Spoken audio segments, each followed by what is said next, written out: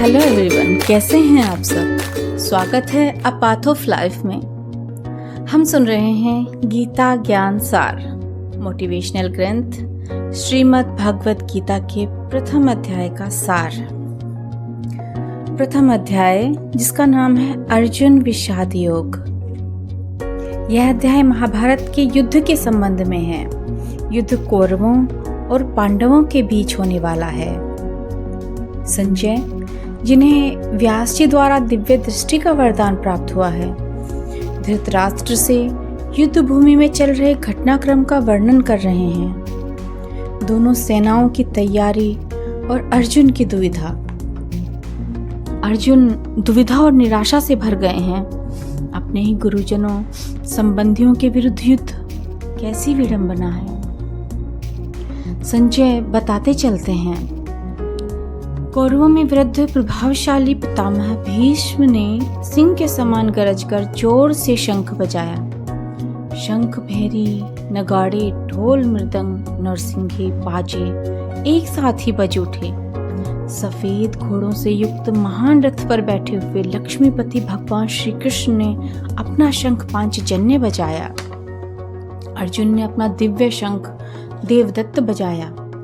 तभी भयानक कर्म करने वाले वृकोदर भीम के महाशंख पौंड्र की ध्वनि चारों तरफ गुंजायमान हो गई। कुंती पुत्र राजा युधिष्ठिर के शंख अनंत विजय, नकुल के शंख सुघोष, सहदेव के शंख मणिपुष्पक की जोरदार ध्वनि चारों दिशाओं को कंपायमान करने लगी। पांडव सेना के शंखों के भयंकर शब्द ने आकाश पृथ्वी को गुंजा दिया। अन्यायपूर्वक राज्य हड़पने वाले दुर्योधन आदि के हृदय विदीर्ण कर दिए। ये राजन, श्रेष्ठ धनुष वाले काशीराज महारथी शिखंडी, धृष्टद्युम्न एवं राजा विराट, अजय सात्विकी, राजा द्रुपद, द्रौपदी के पांचों पुत्र, सुभद्रा पुत्र अभिमन्यु, सभी ने सब ओर से अपने अपने शंख बजाए।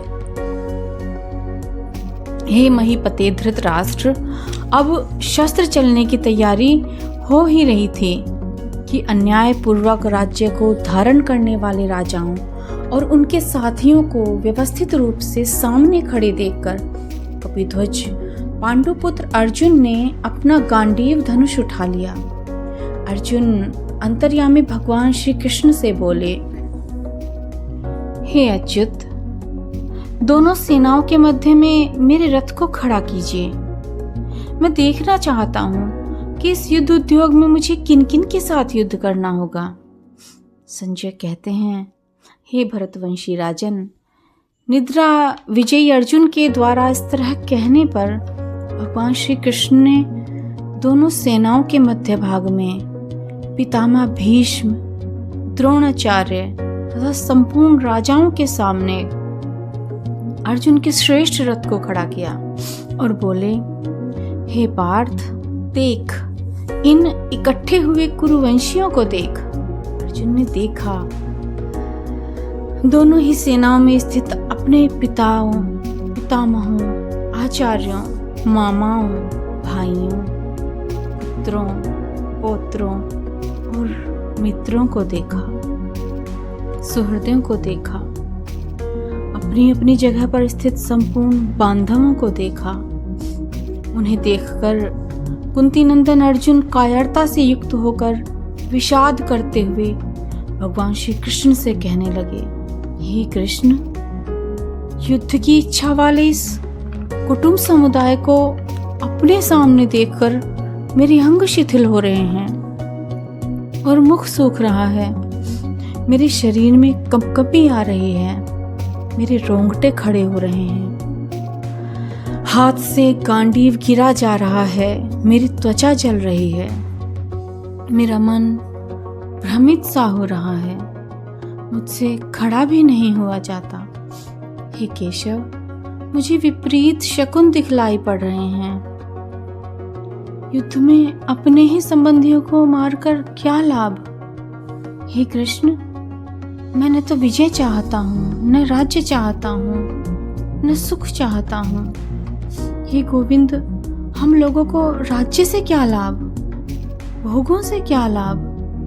या जीने से भी क्या लाभ, क्योंकि जिनके लिए हमारी राज्य भोग और सुख की इच्छा है वे ही अपने प्राणों और सुख की आशा का त्याग करके युद्ध में खड़े हैं। आचार्य, पिता पुत्र, पितामह, मामा, ससुर, पौत्र तथा जितने भी मेरे संबंधी यदि मुझ पर प्रहार करते हैं तब भी मैं उन्हें नहीं मारना चाहता। हे मधुसूदन, यदि मुझे त्रिलोकी का राज्य भी मिलता हो तो भी मैं इनको नहीं मारना चाहता, फिर पृथ्वी के लिए इन्हें कैसे मार सकता हूँ। हे जनार्दन, इन धृतराष्ट्र संबंधियों को मारकर हमें क्या प्रसन्नता प्राप्त होगी। इन आतताइयों को मारने से हमें पाप ही लगेगा।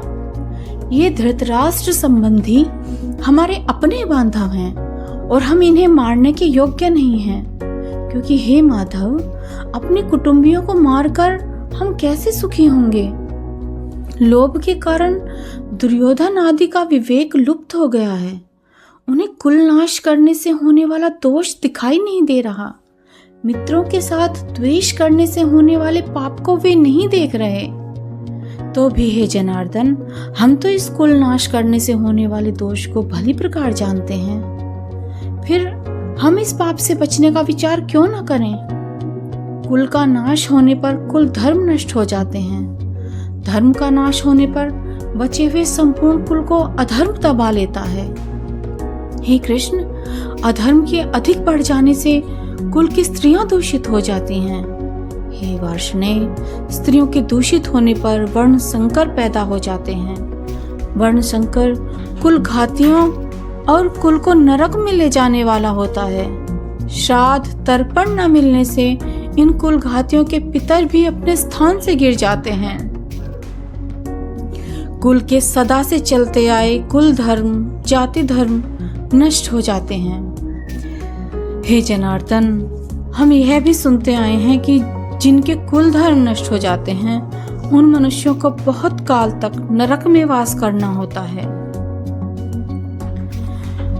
यह बड़े आश्चर्य और खेद की बात है कि हम लोग बड़ा भारी पाप करने का निश्चय कर बैठे, जो कि राज्य और सुख के लोभ से अपने स्वजनों को मारने के लिए तैयार हो गए।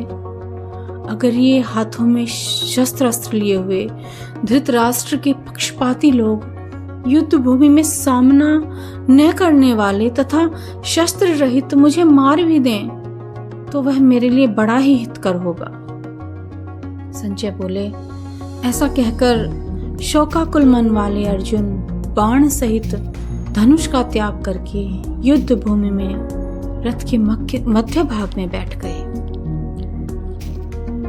इस प्रकार श्रीमद् भगवद गीता का अर्जुन विषाद योग नामक अध्याय यहीं पर समाप्त होता है। संभावित त्रुटियों के लिए क्षमा प्रार्थना करते हुए लेते हैं विराम।